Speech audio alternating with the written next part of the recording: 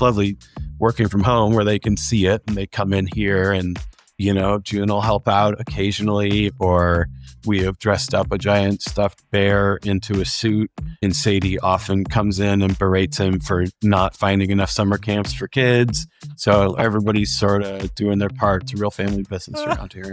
You've got beta testers. You've got the office manager. Yeah, middle management. Middle management.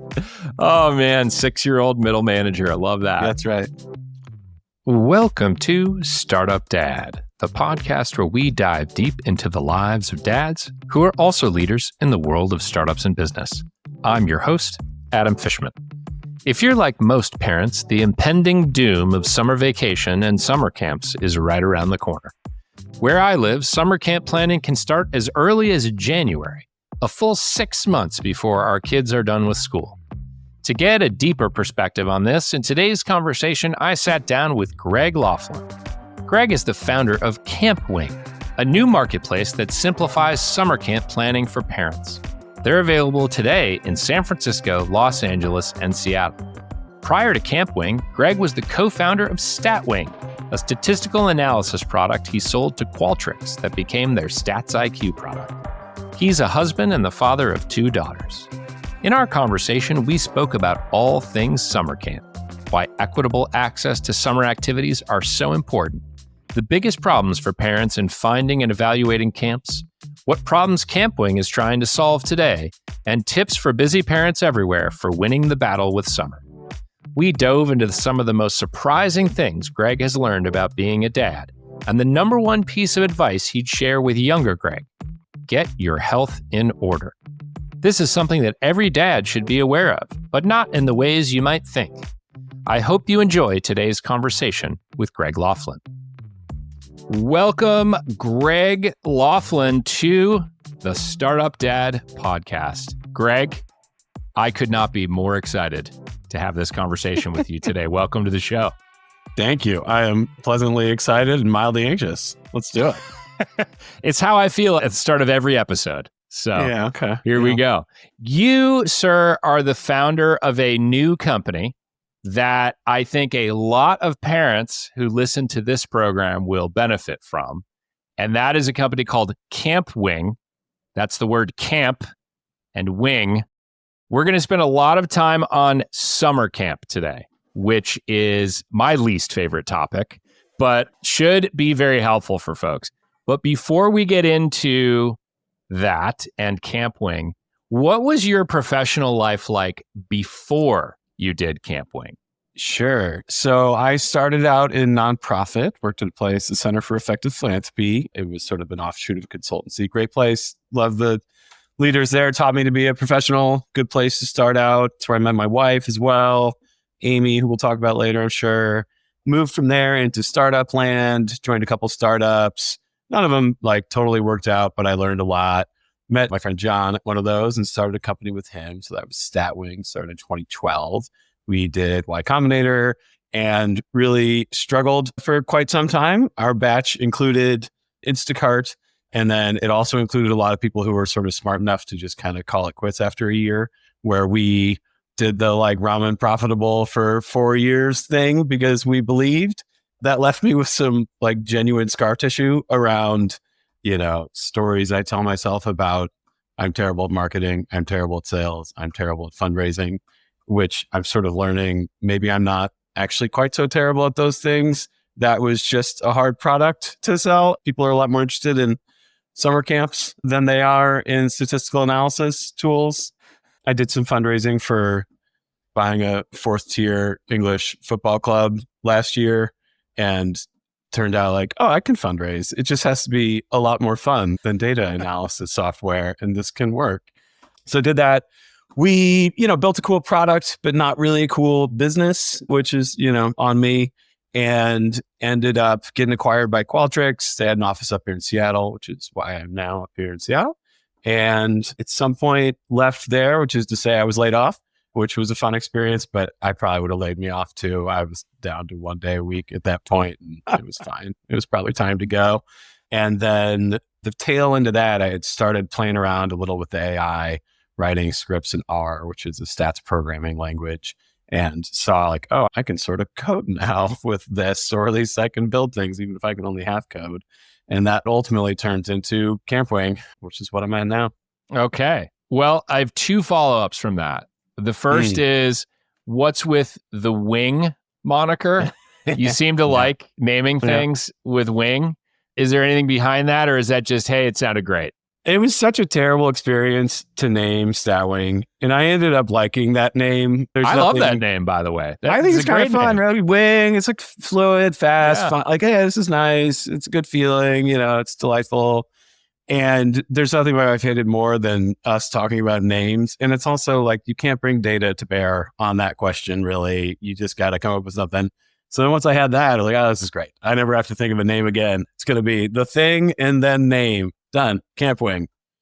And also, technically it's an LLC called Wing, DBA Campwing, because I wasn't sure what I would work on when I started. It seems like maybe the next move is for you to start an airline or something like that. Like Wing. My second question is, you kind of buried the lead there. 4th tier English soccer team that you tried to bring to the US? What, you tried to buy it? I've got a couple friends who were all-American soccer players. One's from the UK. Another does real estate stuff in New York. And there was sort of a pitch around, hey, we can buy a 4th-tier club, develop the land around it, and have sort of sustainable advantage over the other clubs. Now, this is like probably not the best financial use of anybody involved's time, but it seemed really fun. And I like getting excited about things. So I just got really excited about this. And so there was sort of 4 of us who were really pushing it hard. And we did succeed in raising the money. We raised $2 million in $25,000 increments, which was a slog. Wow. And then ultimately, after like a really incredible experience that involved lovely Mancunian accents, skullduggery, conflicts of interest, like people lying to us, and just lots of fun, we ended up getting beat out by a bid from a billionaire from the area who said, I'm going to buy the team and donate it back to the community. It was hard to compete with. So, I mean, it's not even fair. Yeah, it's unfair. We're still pulling for Rochdale. Man, billionaires, they just ruin everything, don't they? Yeah. Donating it back to the community. Yeah, giving it back to the community. Unbelievable. But you do now have fodder for a great Netflix special, behind the scenes of buying the 4th tier English soccer team. That's right. Yeah. We briefly looked at a club also, because we're not done. We still might come back to this. Okay. That was actually situated in the city that Ted Lasso was filmed in. We're like, oh, this is almost too perfect. That's awesome. Wait, so after you raise, I'm sorry that I know this is a parenting podcast, but I just got to stick on this soccer thing for a second. So after you raise $2 million and then you lose the bid, do you just give all that money back? We gave it right back. That was part of the fundraise. If we lose the bid, you get the money back. I'll come pitch you again in a year or two when we have another opportunity. It turns out it's actually not hard to find a lot of opportunities in this world. There's plenty of people who realize after a few years that this is a really poor decision and they're bleeding cash and would like to get out. Yeah. We are like the Arrested Development meme of, it never works out for anybody, but maybe for us, it'll work out. Well, speaking of things working out, you grew up in the burbs. You said suburbia, USA is where you're from. So that could be any town outside of major city. I myself also grew up in the burbs. And you described yourself to me as extraordinarily lucky. What do you mean by that? Absolutely. I mean, I think you're already winning a lottery ticket to be born in a, developed country or highly developed country, an economically rich country.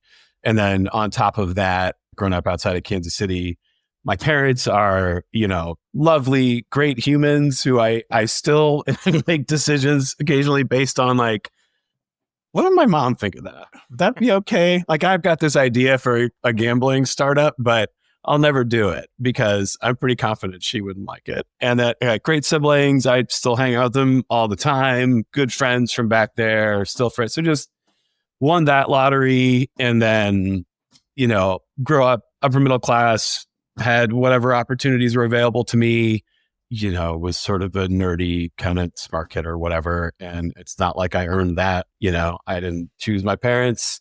I didn't choose my genes. I didn't choose any of this stuff. It all just kind of happened.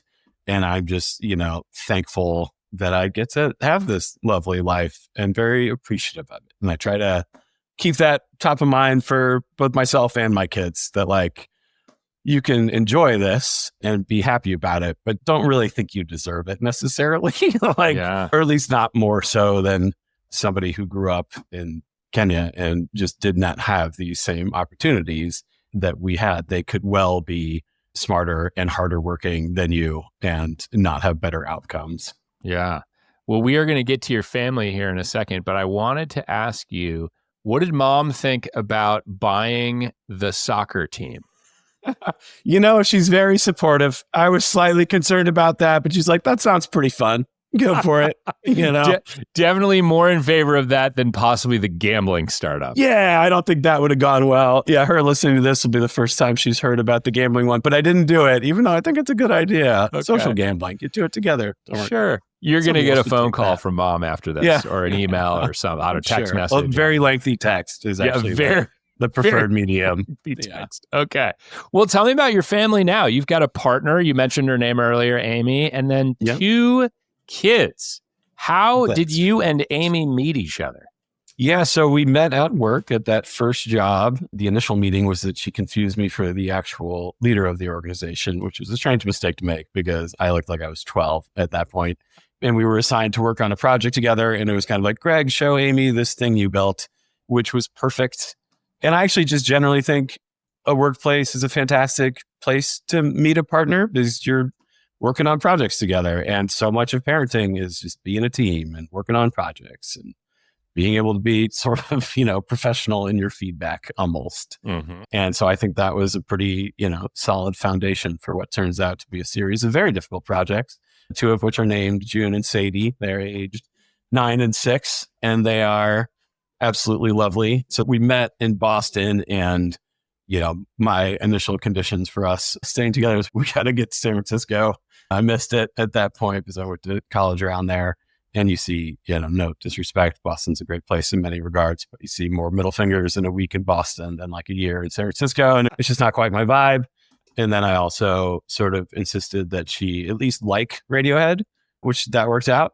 And then she had some sort of like conditions for me that were not spoken, but implicitly was your life will be organized to a degree that you did not think possible and probably would not prefer for the rest of all time. Very early on, it was a Friday, and she's like, so what are you doing this weekend? I was like, I don't know. Let's see. And she's like, what? This is, huh? Okay. So that has changed a bit. But yeah, we get along well. And, I love those little goblins, my kiddos. Yeah. She's like, I'll tell you what you're doing this weekend because I've got it all planned out for you. Yeah, I got it. And we're going to listen to Radiohead for 60 minutes. Then we're going to do all these other things. All right. Well, it's good to know that the only 2 requirements that you had were we have to move across the country and also you have to like this band that I like. Yeah, I don't think it's too hard an ask. I think it's fine. I think, the bigger ask is like generally tolerating me. That also was left implicit. So... And here we are. Still together. All right. Yeah. So Amy worked at this nonprofit with you, and then she was a software engineer, right? Yeah. Now she is primarily a stay-at-home mom. And I think she made that call during the pandemic, like so many parents did, right. Especially moms. What was that conversation like when she left her job during the pandemic? How did the 2 of you decide on that? Yeah, I believe I was in this room and she came in and was like, I need to quit. This is real bad. It's real bad. It wasn't that hard to actually make that decision, but the things that got us there were tough. First of all, she had left the nonprofit consulting world, did a coding boot camp. Obviously, a very smart person gets hired by Dropbox, which is quite the place to get hired from. Yeah. And so I'd put a lot into that. I think Dropbox is a challenging place to start out. You're working on a huge code base. It's not quite as fun as like just building, kind of a new thing from scratch. So that was always challenging. She was good at it, but we were all sort of overwhelmed during the pandemic. And I'm guessing I'm going to bleed together a couple stories here, but I did a pretty poor job of being a husband during the pandemic. I was working on this project with Professor Emily Oster, economist out of Brown, which I'm sure you're familiar. She's sort of all over the parenting world, a deeply impressive human. And it felt very important to me. It was about understanding the spread of COVID in schools. And I do think it had an impact, but I let that become the only thing, and I was like, I'm sure you can handle everything else. I'm working on this important thing, which was it's not a good answer. That's not really the right approach to almost anything, to take that exclusion of being a good husband and father and just sort of, assume she would pick up the rest. So I'm sure that was actually part of what made everything so overwhelming.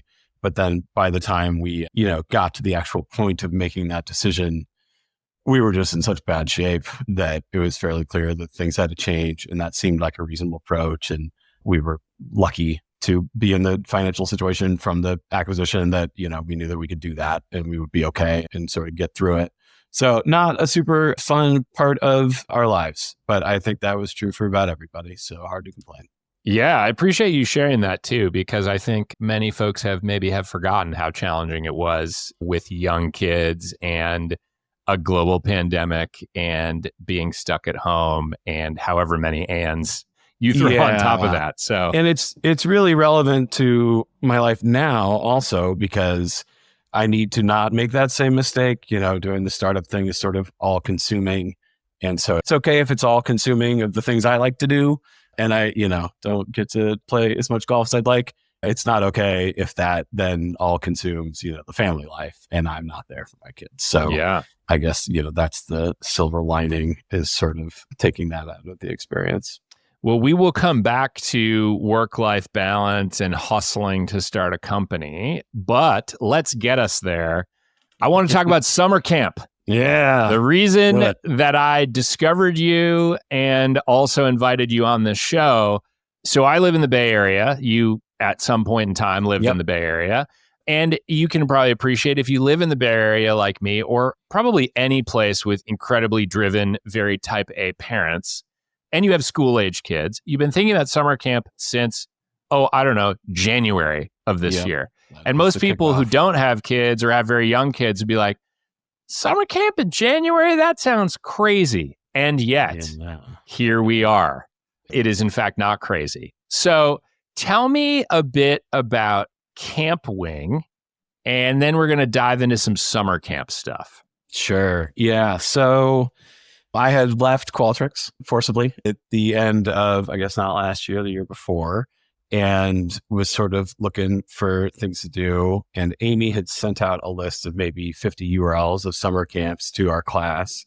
And people responded like, this is incredible. Like, I can't believe how, this is so useful. I was like, oh, we should probably be able to do better than this. Like, this feels like a problem. This is the best we can do. Or I would like to think that's what I said. And actually what happened is our friend Beth said, Greg, you should work on this.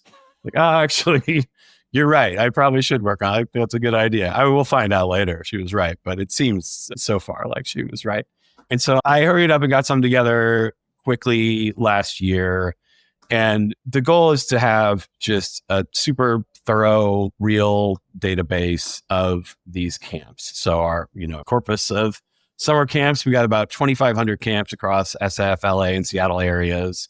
And we're trying to have every single one. We've got the vast majority of them. People still tell me about ones that I don't quite have, and it hurts a little bit inside, but we're adding them. And then we try to get really good data on them. So the full schedule, and do they have financial aid available? Do they offer refunds? And just get that all in sort of one place, one, interface that feels modern, and you can type to search and use these filters and say, I need a camp that goes from 9 to 5 on this week, and I want one of these kinds of camps. And I've done usability tests with my daughter, June, who gets in there and types animals real quick and found herself a camp. And I'm like, okay, this is good. I think it's working. She can use it. And so that is sort of, the initial thought on it is just get all that data together. And, now I've spent a lot more time with it and just sort of letting things percolate in here. First of all, I think there's some real meaning here, which I didn't really know or think much about summer camps. I do need my work to feel like it has at least, some meaning to it. And initially I was like, I don't know, whatever. I'm just helping save parents a little time. But I think that was not quite fair to the scale of the problem. One, it's a huge amount of time. It is a massive amount of time that parents need to spend getting all this information together and coordinating with people and getting applications into camps. It is a pretty inequitable system, especially if you think of that amount of time. It's just a lot easier to come by if you have, a stay-at-home parent or even just two parents at all. It's much harder if you don't have those things. And then I think the whole system is kind of broken. It's just very hard to find all this camp information. And then on top of that, there's not really a good rigorous way to understand which of these camps are, better than which other ones. I haven't run across any camps where I'm like, they're doing a bad job. But then occasionally you run across one that's like, ooh, this is really cool. And I think the market here is sort of inefficient for information reasons. You only engage in it a handful of times and there's no rating or review system. And the only real way you can find out about, the effectiveness of these camps is just asking people basically for their feedback, casting a wide net, talking to parents. And so one should expect that would mean that there's a lot of really good camps out there that aren't sort of being financially rewarded for whatever extra effort that they're putting in and whatever outcomes they're producing for the kids. And, we know from academic research that this stuff really does matter. I think if you explain to an alien that 9 months of the year kids spend in school and we constantly debate it in our politics and research it and think about it a lot, it's a huge, weighty, impactful decision. The other 3 months is like, I don't know, here's some camps. Go to grandma's, play with the iPad. But from research, we know that there's a study, I'm blanking on the name, Baltimore School Study, Summer Study, something like that. Upwards of half of the difference in outcomes by the end of elementary school between lower income and upper income kids is due to the summer slide. So kids everywhere get a little bit worse at math over summer, but lower income kids who don't have as much access to these kinds of opportunities get significantly worse. And then upper income kids get better at reading over the summer, lower income kids get worse. And again, a lot of this has to do with just what you're doing during the summer. Now, it's not, of course, exclusively summer camps, it's also the things you're doing around the house, but summer camps can play a pretty significant role in that. And so I think there is a lot of meaning, and I think there's a lot of opportunity to both help parents just do this much more efficiently and much more easily, and help kids have sort of better experiences by rewarding the better camps that are out there. And then for the camps themselves, I'm sort of starting to sell these advertising deals, and it seems to work. When they place an ad and they've got pictures and a little message, they get more traffic. And so it's a way that even kind of small camps can say, oh yeah, we'll put our hat in the ring there and see if we can get a little more attention and get some folks. And so this feels like one of those things where hopefully there's not really any losers involved here. It's just that solve the information problems and make it a little bit better for everybody. Yeah. I had the founder and her husband actually of Winnie on this show a while back. And, Winnie's solving this problem for childcare. So like the day-to-day majority of the year. And it sounds like you're somewhat solving a similar problem, but for that summer slide or that summer period. Yeah, that's the goal. And I am interested in keeping this problem small and tractable. Like I am not trying to build a VC fundable startup. I don't really actually think it would be VC fundable. I don't think it's a big enough market, but I think it could be a really great lifestyle business. And I think, the 100 million in revenue that a VC needs to have this as a good outcome, and the several $100,000 that I need to be like, this is great. I'm doing it perfectly. This is all the money you ever need. There's a huge gap there that I think probably a lot of other people, I'm hoping, are going to start other little companies like this that just solve little problems and try to keep it small and just sort of do it well. Love that. So I heard kind of 3 primary problems that parents wrestle with, and this resonated quite a bit with me. One is the general availability of information, including like affording camps. One thing that I think some people don't necessarily appreciate, especially maybe more privileged people like ourselves, is camp is really friggin' expensive. When you stack up 2 kids or however many kids doing scheduled activities for 8 to 10 weeks of the summer, like that's expensive. So that's one, evaluating them and like against each other, and like there's no rating system. And then this last problem is one that like I will be so happy for you to solve eventually, which is the idea of the application system is fundamentally broken.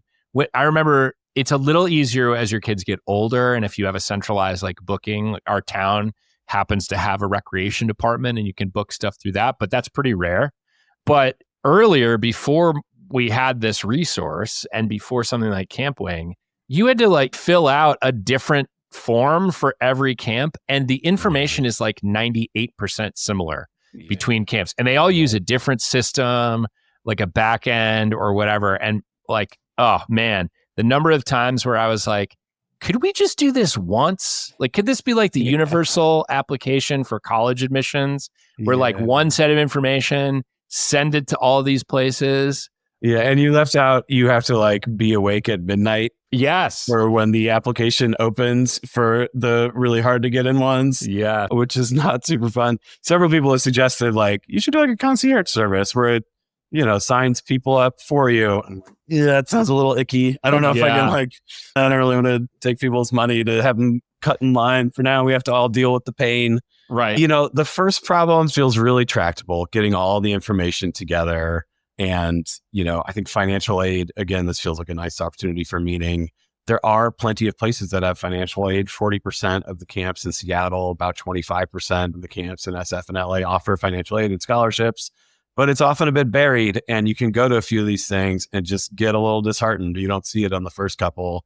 And I think actually that information problem works a couple ways, because some cities like Seattle offer some kind of funding to these organizations to be able to offer scholarships, and that money would come from the city. But a lot of these camps don't necessarily know about that either. So if we can sort of help them with the information piece. And then the hardest one is certainly going to be the application thing. I've started floating this already with some of the camps that I work with. Like, can we get on some kind of like, there's this 1 week where we all do it? That's a tougher one. Yeah. I don't want to make any huge promises, but it's certainly a goal of mine, is to like, can we just do something more rational, just something where we get everybody together and see if we can come up with a plan, and I'd like to be in a place, with Campwing where we're viewed as sort of a helpful resource for all these camps, and with a little bit of sort of soft power to say like, hey, can we get together and, try something? Because they're all aware of that problem too. Yep. And nobody's like trying to get advantage out of it. It's just sort of the mechanics of their businesses. But there might be a way that, I would be a convener here and they would come up with the solutions. It's a little bit of a collective action problem. Like everyone's kind of got to get on the same page. Maybe they need a little push from you to get there. But hopefully there's something that works out to their benefit, because man, it would help a lot of parents.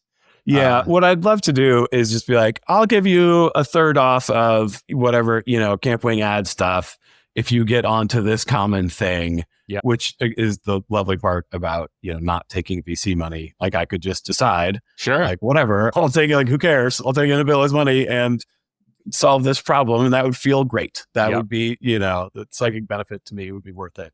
Just to make this thing gets off the ground. Obviously not in position to do that yet. Well, we all got to start somewhere. So I'm excited that this is out there. And this will be is this your first summer camp run-ish? Yeah, basically. We sort of had it a little up and running last year. And credit where it's due, by the way, I keep saying we. It is not purely me. I have a colleague in Nigeria, Opiyemi, who is fantastic. And I am just so lucky to have come across her.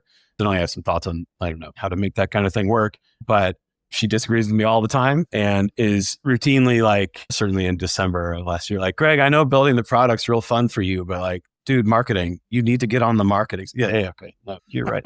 So that's why I'm saying we, is because of her. Hopefully we'll get there. So, Campwing's only in SF, Seattle, and LA currently. Hopefully it'll be in a lot more cities over time, but hey, you're bootstrapping this thing. So, aiming to go national next year. I think a lot of it is just a data collection problem, and I think given enough time, I think we can do that. And just to be super clear, it's sort of the areas around SF, LA, Seattle, and it just, so it's probably within an hour drive. We got most of them. Okay.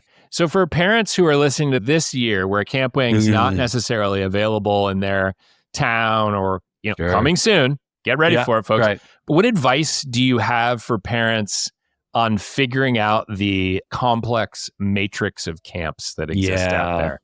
And this is true even, Campwing does not solve all ills yet. Even if you're in Seattle, this is still true.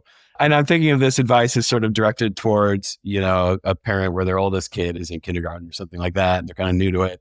I think, number one, gird your loins. Like, it's going to be unpleasant. So like, hopefully that cushions the blow to know that. Two, I think other parents are currently the best resource available for understanding, which of these camps would be a good fit for your kid. And, you can click on Campwing and you read the website stuff, but it really pales in comparison to getting a review from a parent. And in my experience, people are very willing to share that information. So it's like starting a thread on WhatsApp or whatever with your class. Hey, has anybody been to any of these? And what are your favorite camps? People love to talk about the favorite camps and stuff like that. And we're quite happy to share that stuff. I've also been to a couple of these fairs, coast to coast camp fairs. They run little camp fairs in every city. And I think it's really well done, really useful. You just see 30 camps and just talk to them. You just get a vibe, you get a sense, you get a sort of feel. Does this make sense? More sort of tactical tips. It's all about the refunds, baby. Anything that gives refunds, just start there, because you can book that in January and you can change a plan later. That's one of the first things parents ask me to put on Campwing is, what are all the refund policies? I want to filter by, refunds equals yes. So that's a critical one. And then the actual, the January thing, it probably is good advice to start thinking about it in January, unfortunately, but some of them book up, and coordinating with other parents to get your kids in the same camps is quite challenging.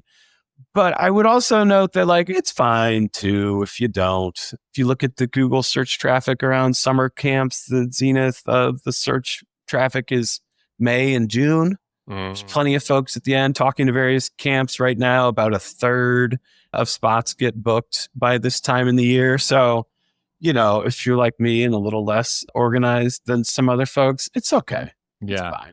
Okay. Give yourself a little grace. Not everybody's booking in January. So. That's right. The world, this stuff is hard. This is hard. It's okay. Yeah. Easy. Yeah. One of the things we've done, I don't know if this has been your experience pre-Campwing, or maybe current experience or Amy's experience too. We always do like a spreadsheet for the class. So like, man, we're living in Google Sheets, and you've got like the different grades and the week by week and which kid's going to be where. And my youngest, who is 10, just a bit older than yours, has entered the phase where he actually doesn't care what camp he does as long as he's there with some friends. Right. So if we put him in a camp, it could be the most fun thing he's ever done in his life. But if there isn't at least one friend there, we're toast. We're getting feedback for days and weeks, and he's going to hold on to that memory for years and let us know about it. So. Yeah, that's totally right. Those spreadsheets are a way of life in the summer camp hunt. I have tried to build into some Campwing something that, is sort of custom made for this, and maybe I'll get there eventually. But right now people are, they've been using those spreadsheets for years. It's hard to take them out of people's hands. And I respect that, that's fine. And the other infuriating part about the summer camp hunt is that as a parent, you look at these camps and you're like, I want to do these. I want to go do climbing for a week, space camp. Great. Arts and crafts. This is incredible. Yeah. And then your kid is going to be like, yeah, I want to play on the iPad. You're killing me, Smalls. So, yeah. Coding with Scratch. I wish I had that when I was a kid. Not these kids. No. So, okay. Well, that's good advice, especially the gird your loins and prepare yourself, because it's going to be painful regardless. All right. That's camp. I'm sure we'll revisit camp, because I do want to come back and ask you some stuff about building Campwing.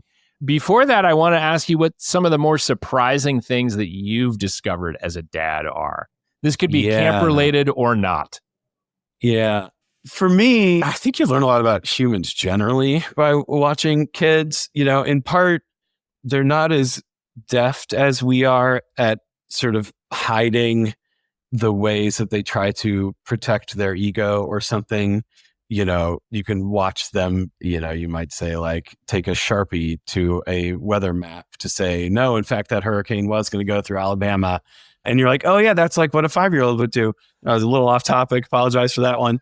That's a deep cut for some people, but I was there with you. I know what you're talking about. Kids are like not as good at it. And you can sort of see how oh, like a lot of things that people do to kind of be nice to each other might have come out of we're onions. And over time, we add layers on top that sort of hide some of our baser motivations, possibly even from ourselves. So that's kind of a small thing about humans. The more important one, the bigger one, is just how like shockingly baked in a lot of elements of personality and temperament seem to be. So we've had two girls and, raised them in the same house in the same city, and they're super different. The first one, from right out the womb, there was like mech and the amniotic fluid, and she didn't sleep great and some anxiety issues. And then the second one just like slept like a baby, which that is a terrible phrase. I don't even know why people say that, but slept so well. And I think if we had two kids who were like June, we would have been like, oh my God, we're so bad at this baby stuff. Like, what's wrong with us? And if we'd had two kids like Sadie, we would be like, God, what's what are you complaining about? Like, this is so easy. Now, they both got their challenges over time. It's not that Sadie has remained consistently easy or that June has remained consistently hard, but that was just so different. And from, literally like the moment of birth onwards, they had these things and they've turned into sort of reliable parts of their temperament and personality where, both of my kids kind of have two sides of a neurodiverse coin where, June has some anxiety issues and had more of them as a kid. Like she and us, we've all sort of worked to overcome them and made a lot of progress, but it'd always sort of be there in the back. And you can see, I'm a little off topic now, but you can sort of see like the bad side of it is it makes it tough. It's hard to go to a birthday party at a new place, or at least it used to be. The flip side of that is like that sensitivity comes with like a really deep empathy and kindness and, just sort of thoughtfulness about other people. And then Sadie doesn't really have any of those issues. She has ADHD and has all sort of the standard things that make life a little bit harder when you have that. The flip side is she's super creative and silly and ridiculous. She's not one for decorum. And, I'm most proud of my kids when they're funny and they're kind and like they're both of that, but, they specialize, I would say, one and the other. And it just has nothing to do with us. Like we're here to help them along. And I like Professor Alison Gopnik, the gardening metaphor as a parent. Like you're not changing their fundamental mate. You're not a carpenter. You're not shaping them. You're just giving them sort of a nice environment to grow. And I think it can, both give a nice sense of humility around what really you did as a parent. And also maybe a little bit of freedom of like, this is not all about you or something. Like they're kind of going to be who they're going to be to a degree, and then also I definitely learned about myself in that process too. So both anxiety and ADHD are quite prevalent in my family. And the anxiety stuff, I wouldn't sort of thought of myself that way. But one of the issues June had as a little kid are some sort of sensory processing disorders where, certain clothes would feel really uncomfortable.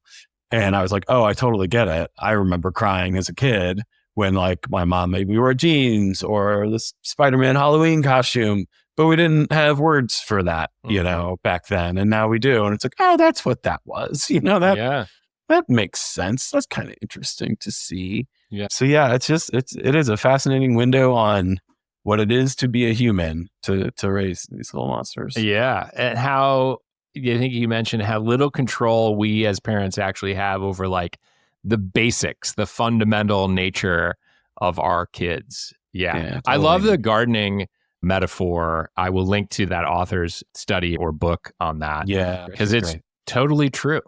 You just got to kind of like prune and let some sunlight in and cover it, from time to time. And that's kind of all you can do.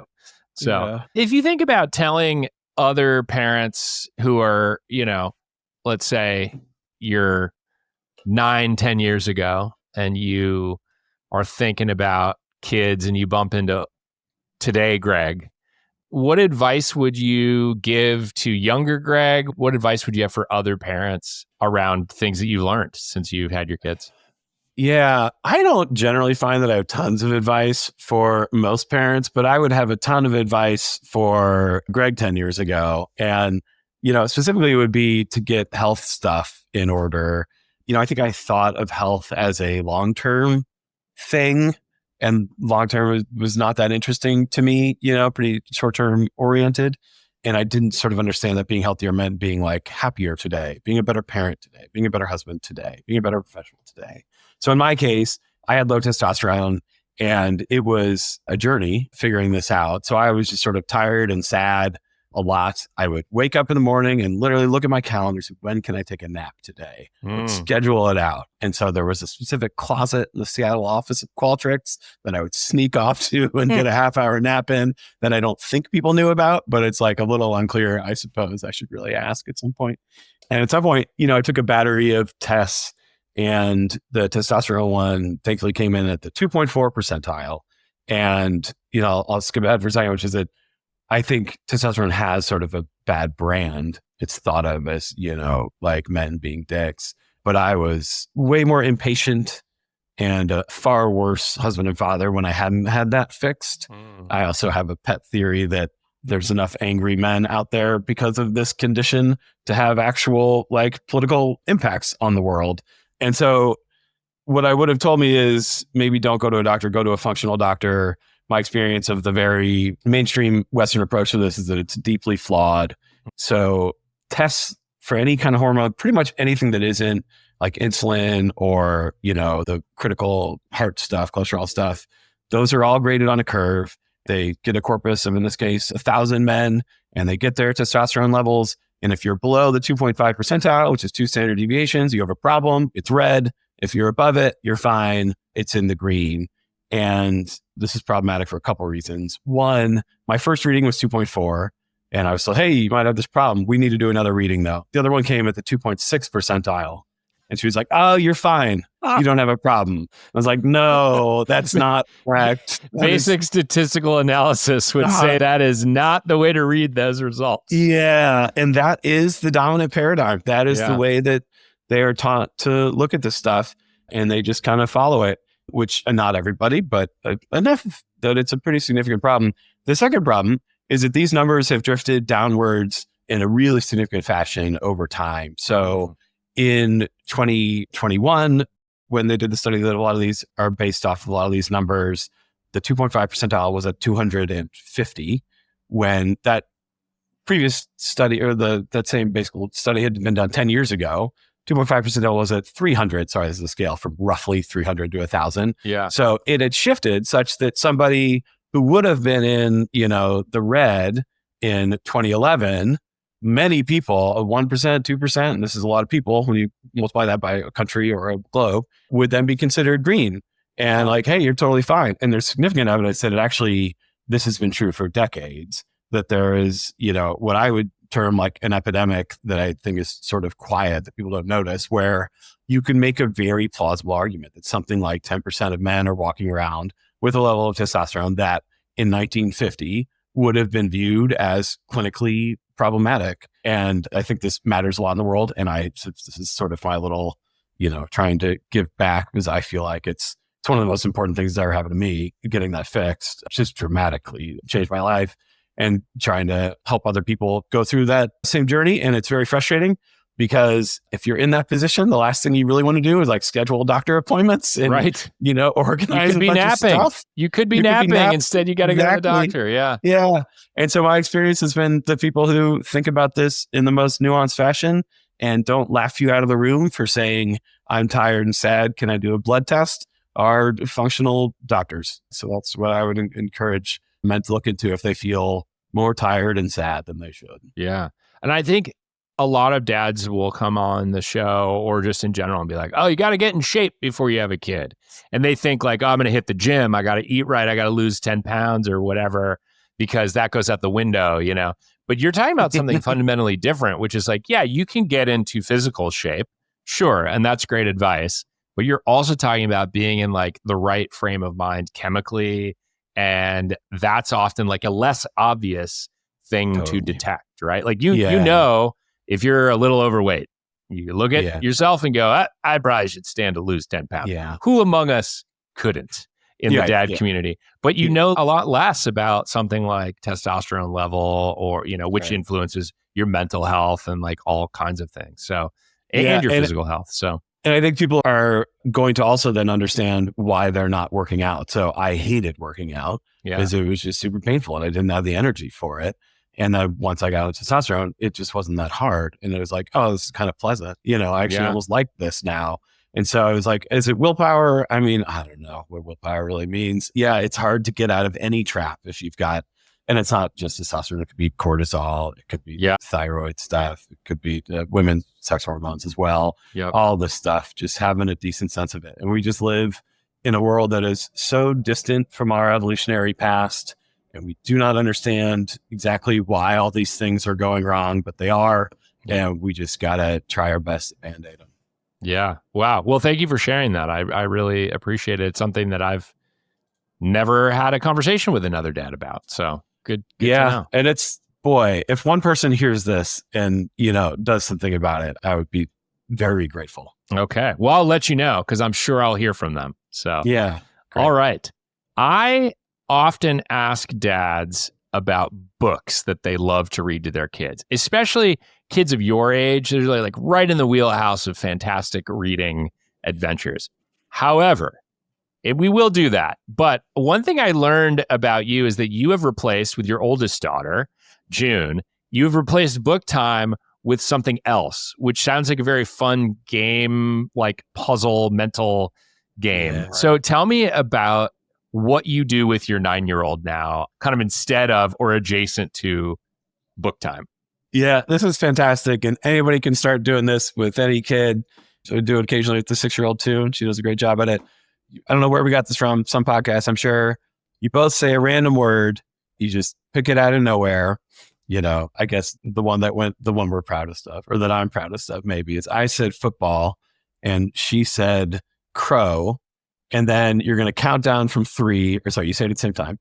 And then you count down 3, 2, 1. And at the same time, you say your next word. And you're trying to say the same word together. But if you don't, if you say 2 different words, okay, now I try again. And from those 2 words, it goes on and on. You end up in these like very silly places. And you're like, oh, what was the connection there? It's an exercise in like empathy and vocabulary and context and connection and what does this person think I would do?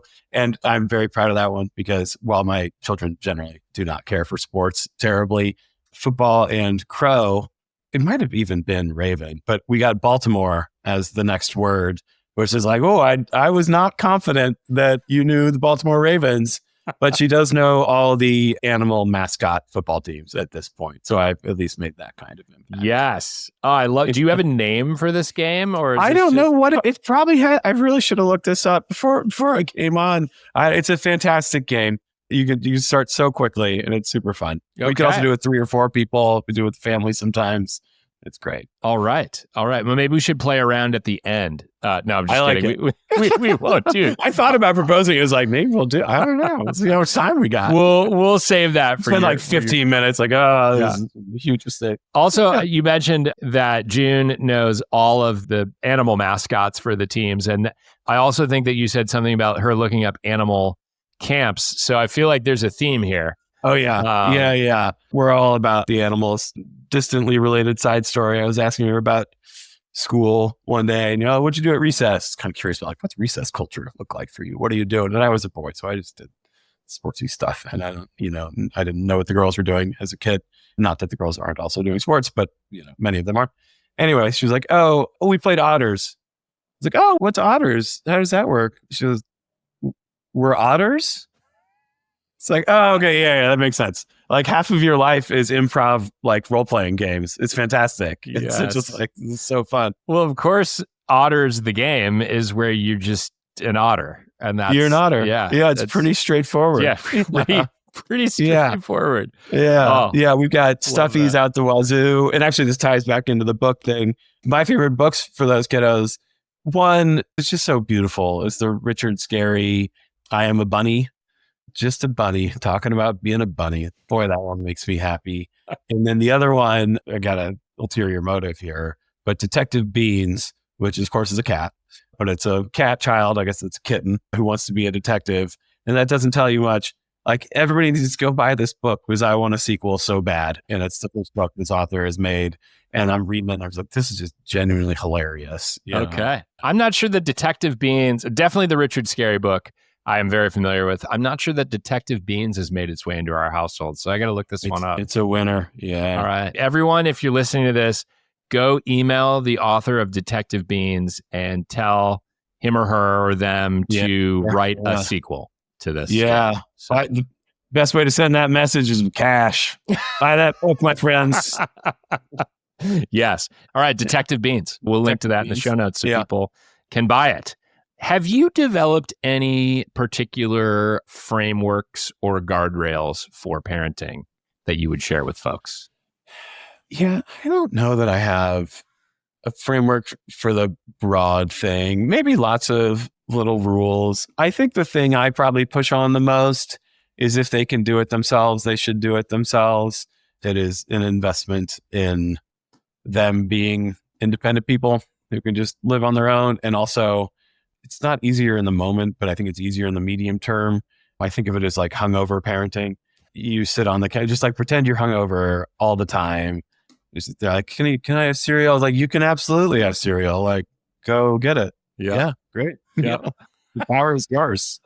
Other rule of thumb, I like to treat them like they're humans, like some semblance of sort of, I guess, respect for them. Like I asked them about whether I could talk about some of these things that we've talked about. Is it okay if I talk about ADHD and anxiety? And they can make that call. They've got opinions. Obviously, they're 6 and 9. It's not like perfect judgment, but in general, I think it's worth at least trying to treat them that way. Yeah, I love that.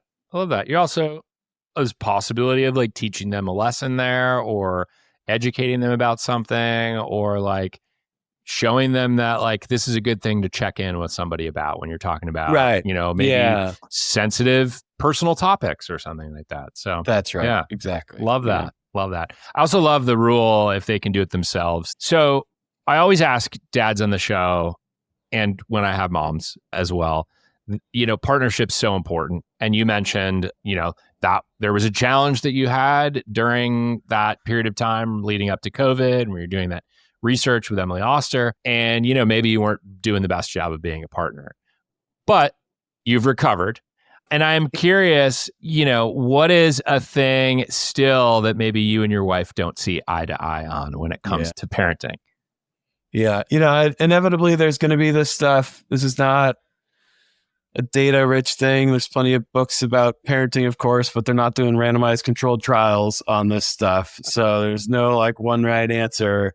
I think actually in general, we feel very lucky that we tend to be aligned on the vast majority of stuff. And so sort of a small example, but in general, we're quite lucky in that way.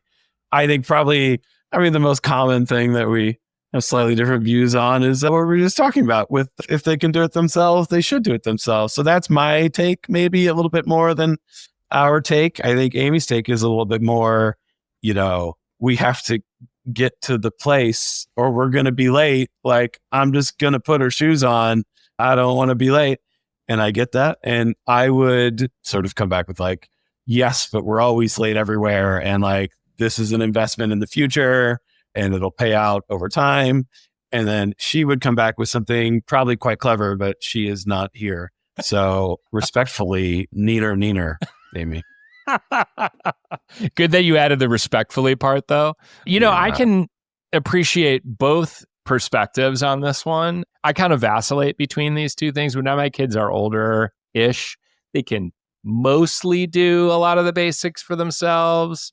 But, there was definitely some times there where I, in my extreme type A, was like, we got to be on time for this. I'm just going to tuck you under my arm and those shoes are going on later or whatever. The other thing is I had a dad on the show recently who said one of the things that you give up when you have kids is just any sense of being on time ever again. Yeah. Until they're grown up. It's actually net positive for me because I was always late everywhere anyway. Now you have an excuse. Yeah.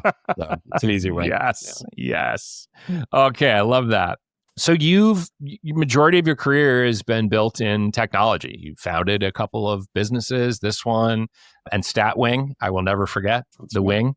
When you think about the relationship that you want your daughters to have with technology as they get older, what is that relationship?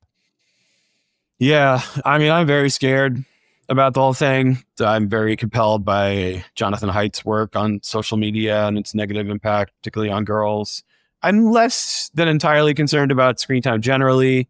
like it's a problem, and I don't love that my girls are kind of addicted to their iPads, but I played an insane amount of Nintendo as a kid, and that was not very intellectually stimulating, and like, it's okay. The social media stuff really scares me. And, Jonathan Haidt has some recommendations that we plan on following, and hopefully can find, like-minded parents to sort of have these norms together of just not being constantly on the iPhone. I don't know how often you see like packs of teenagers out in the wild, but it's like a Black Mirror episode to see them staring down at the screen the whole time. And, who knows what's going through their minds on it. So I'm real scared about that. I don't have much more than like of a plan than follow Height's advice on that one.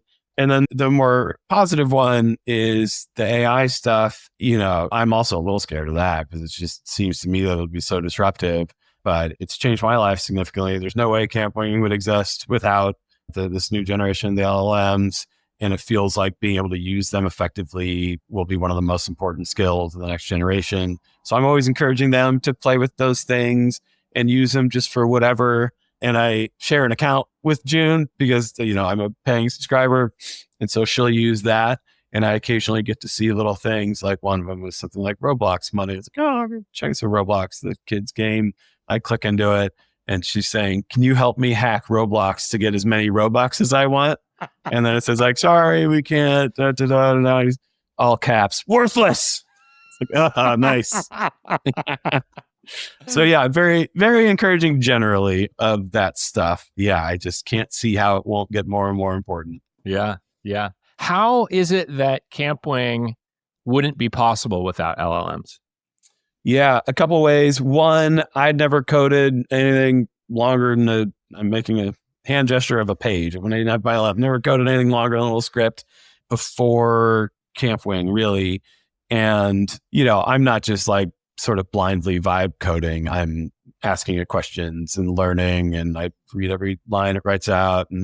But there's no way I could get close. It's very obvious to me that it would have taken me about 10 years to do what I've done in the last, year of working on this stuff. So on a personal level, I couldn't have done it. I also think then too, the structuring of the data is a huge challenge. So every one of these websites that has a camp's schedule on it, every Summercamp website is totally different and bespoke and often a little challenging to work through. And the LLMs are really good at structuring that data and knowing there's 2 age groups and 2 locations and 2 themes. And that means it's 2 to the third. There's 8 different rows of data we need, 1 for each of those sessions.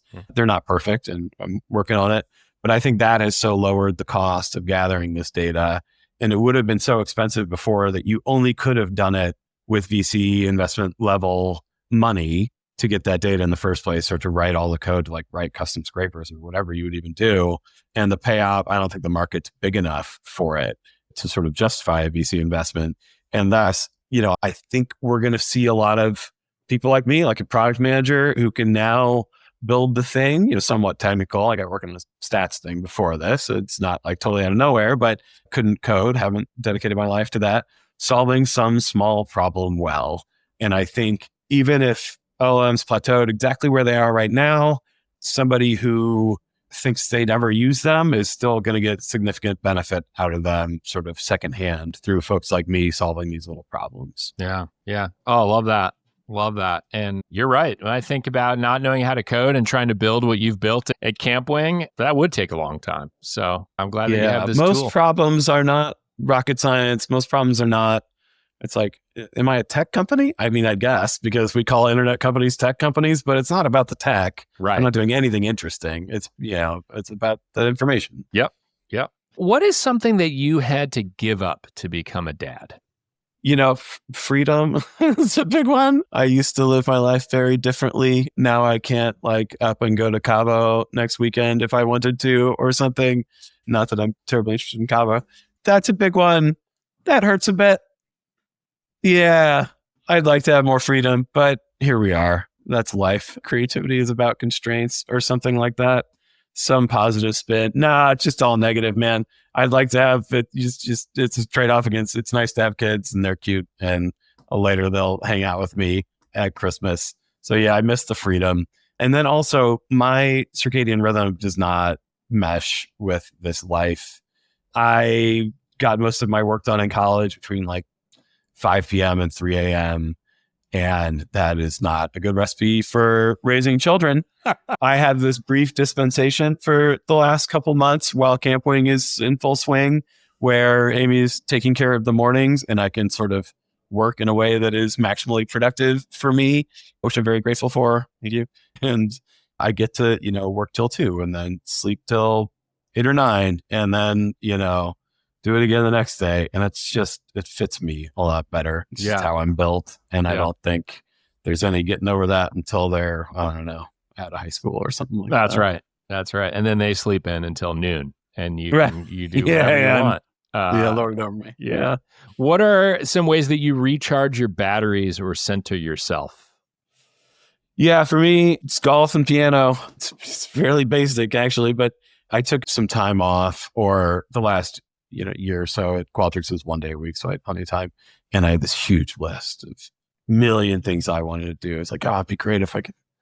What if I was amateurishly decent at ventriloquism? Like, that'd be great. Nah, I didn't get close. I never made it past the first 2 items, which were golf and piano. And I would heavily recommend that if anybody is in that situation, they pick piano and not golf. I've never invested more effort in a thing that I with no perceivable outcome that is positive. I spent 5 times as much time on the golf than the piano, and I'm like way better at piano than I am at golf. Like, I'm actually decent at piano and I'm not at golf. Is it a recharge? I don't know. I don't even know why I do it. It's just so satisfying when you do it right. But boy, is it a nightmare most of the time. Play piano, everybody. It's not that hard. You can just pick it up real fast. It's great. Yeah. And did you teach yourself? Or are you taking lessons? How are you doing I take lessons. The golf, I took a couple lessons, but mostly it's me in the backyard. I got a little simulator thing. I love it. I could be out there all day, every day.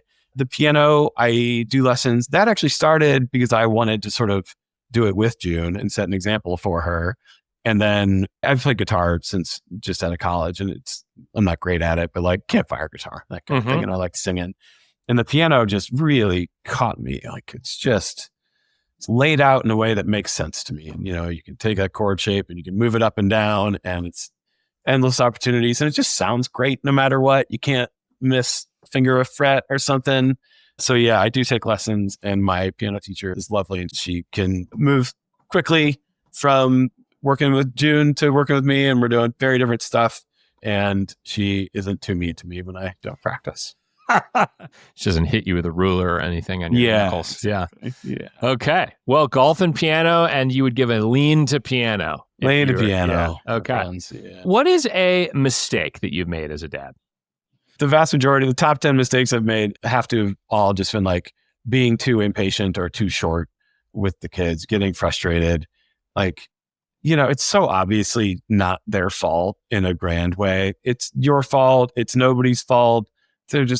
We're all just bags of chemical reactions walking around with names, but it's more obvious with a child. And so it feels really stupid to get like upset at them. And so every time I do, I'm just like, God, I'm an idiot. Like, it's on me, like I should have done something in the past that led to them not doing this. So those are most of my regrets, is when I get upset at them. And it used to happen a lot more before the testosterone thing, but even so, it still happens now. When I was a kid and my mom would get upset, she would often come apologize later for sort of raising her voice too much. And I try to do that too. So I try, as part of treating them as a human, I guess, is to sort of just apologize and just, it's not okay. I could have done something other than raise my voice there, which I'd like to think has some valuable lessons in it too, both on like, this is how you deal with making mistakes, and also like, maybe don't trust authority figures all that much. Like, they don't really know what they're doing either. They're just guessing too. Yeah. Getting frustrated is probably the number one thing that I hear on here. I mean, it's probably the number one thing for all parents everywhere. Yeah. But I don't often hear about the recovery process, and that is really good advice and a good teaching opportunity for your kids. Yeah. So have tip to my mom on that one. Yeah. Way to go, Mom. She's supportive on buying a soccer team, maybe less so on the gambling startup that she's going to find out from listening to this, but helpful when it comes to learning apology lessons. So way to go, Mom. Right. Batting 2 for 3 on there. That's pretty good. Okay, last couple questions for you before the lightning round. which I'm very excited for. How do you feel about startup hustle culture, and especially while you're currently building a company? And how does that fit in with family life? Yeah, I'm not a huge fan of work per se. Like, it's not where I derive most of my meaning in life, and I just assume not really for the most part. That said, I just don't see how anybody starts anything like this without working crazy hard and hustling and trying to just be scrappy and fight through obstacles. And time is the best resource you can throw at it. Like, I don't love it about it, but I don't know how anybody does it any other way. I guess there's some hyper effective people. I mean, maybe if I was better organized. I did notice that a lot of the folks who come on your podcast have like really disciplined like calendars and hours, and I block off 24 minutes to do this, and that is just not how I live my life. Or so they say. You never really know. Or so they say. Possibly they don't actually.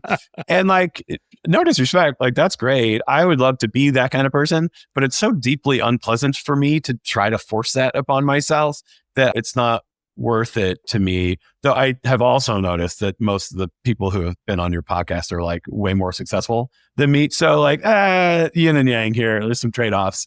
It's also, obviously it's harder with the kids. I have sort of, I think like many parents, time is precious enough that you feel the need to always be accomplishing something. And rather than overcoming that, I just backdoor it by telling myself like being with my kids is accomplishing something. And I do believe that deeply. So that means like, okay, great. I'm still being productive if I'm just cuddling, or just lying here doing nothing with them or making some craft or something like that. So I'm pleased with where things are in terms of, dinner time and afterwards they have my full attention and presence, or like in so much as they want it, I suppose. And then I'm not saying like no to doing stuff with them on the weekends.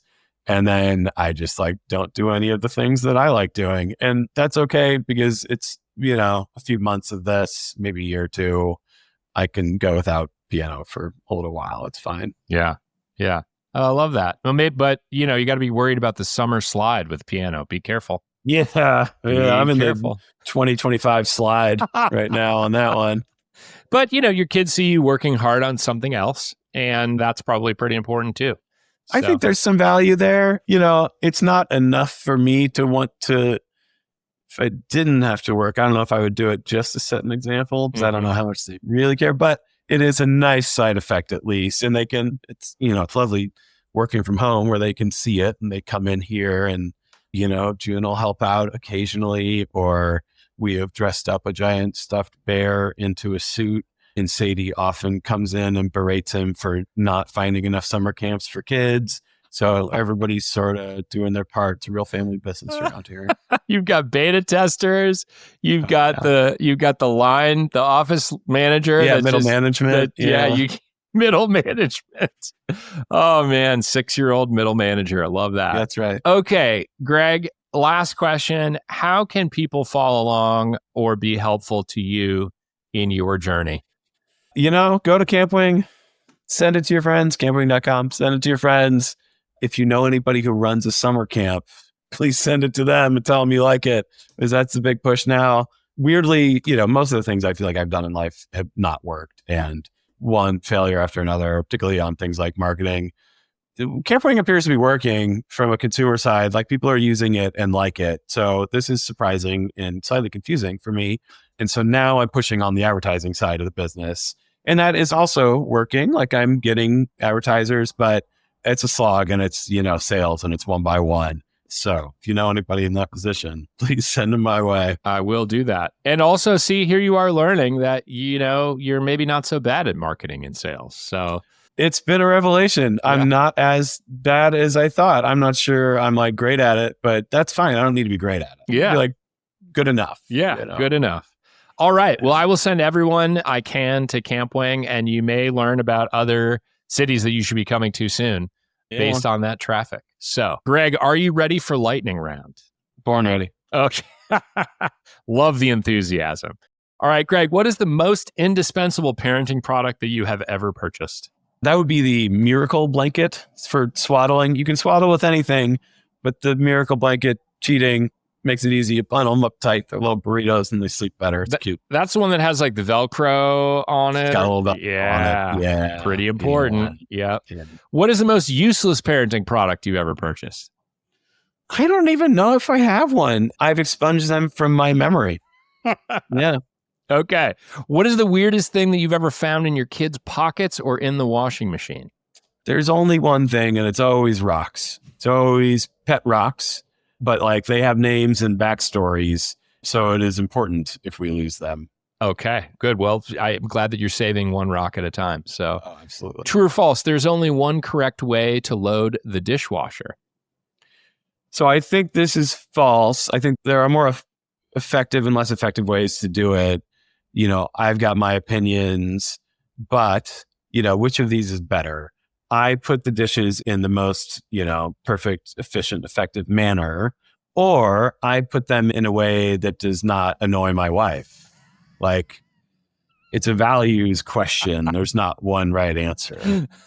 It's a spectrum of washing success. I love that. Yeah. Okay, what is your signature dad superpower?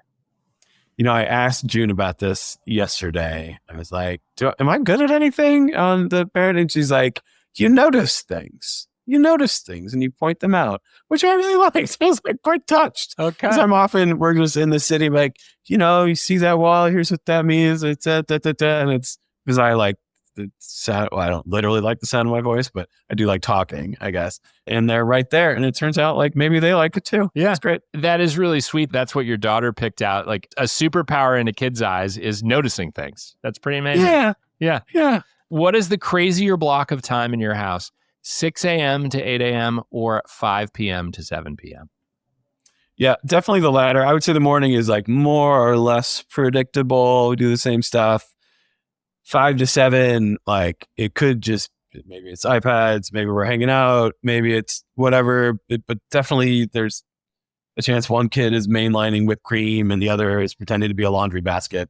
And that just doesn't happen at, 6 a.m. yet. Yet. They haven't warmed up to it yet. So the ideal day with your kids involves this one activity. Working on some project or like solving a problem with them. Maybe it's a craft or something very silly. But the other day we had a squirrel trying to make a home in the side of our house. And it was like, how do we solve the squirrel problem? And like, it's a team effort. And sometimes they have like some pretty good ideas. And, we took a recent craft project, which is Mini Eagle Jr., which is a lizard forward giraffe magician that Sadie made, and made him like a little scarecrow. And then June and I came up with this like knockoff pepper spray combination to pour in the area. And I was like, it's fun. We're solving a problem together. Okay. I enjoyed it. Oh, love that. Love that. Which one of your kids is your favorite? I would say my driver. I think there's just nothing like the feeling of satisfaction of cracking it 270 down the middle of the fairway. Do you have a name for your driver? No, I should. That's a good idea. Okay. Sometimes they break though. I don't want to get too attached. Don't get too attached. They're more likely to break than a kid. If your kids had to describe you in one word, what would it be? I'm going to go with fun. They love mom more, and that hurts a little bit. It's okay, but I'm the fun one. Okay. So I'll take it. You know, that's not bad. All right. I shouldn't say they love her more. They act like they probably love her more. It's fine. It's okay. She's a good mom. Yeah. It's fine. What is the most frustrating thing that has ever happened to you as a dad? It's got to be sleep stuff. Like even now to be 6 and 9, and obviously we don't have structured nap time anymore, but they're so tired, but they don't want to sleep. Yeah. And every adult within a mile would love a nap. Yeah. And it's just, why won't you sleep? Yeah. Definitely. Well, the good news is that it's daylight savings time. So you've recently, you don't have that to contend with or anything, right? Like all sleep is fine the day after It's tough up here in Seattle. Also, it's sunny until 4 p.m. or 9 p.m., depending on the season. Yeah. It's very confusing for everybody. Yeah. What is the funniest thing that your kid has ever said to you in public or just generally said out loud? Sometimes they're genuinely funny and in like a good pun kind of way. Like I appreciate their humor. But the one that really got me was we went to Disneyland and It was day 3 on the Disneyland Death March, going from one ride to another.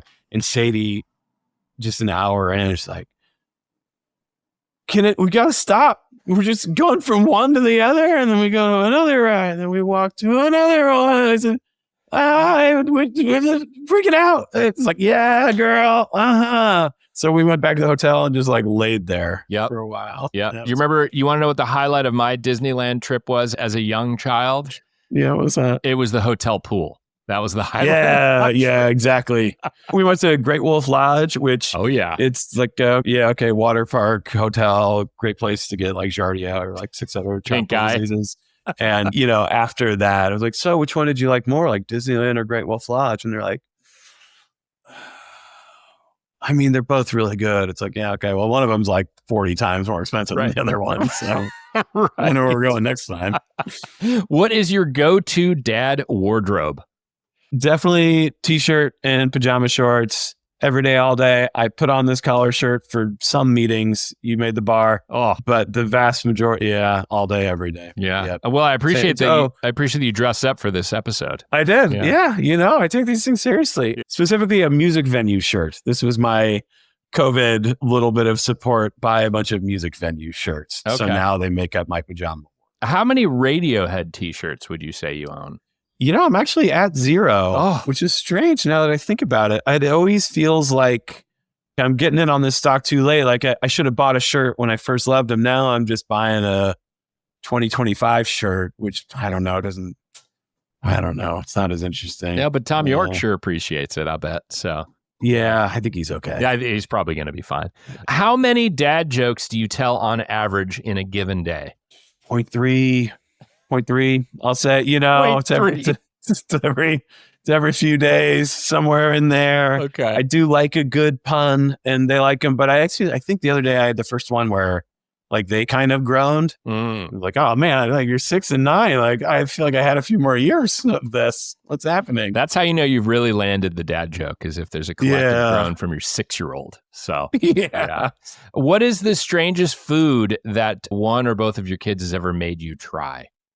Oreo with toothpaste filling, which was a prank that they weren't that effective in pulling off. And I don't like letting them win, but I did sort of let them win and took a bite of it. And like, it's not bad. Yeah. I don't know.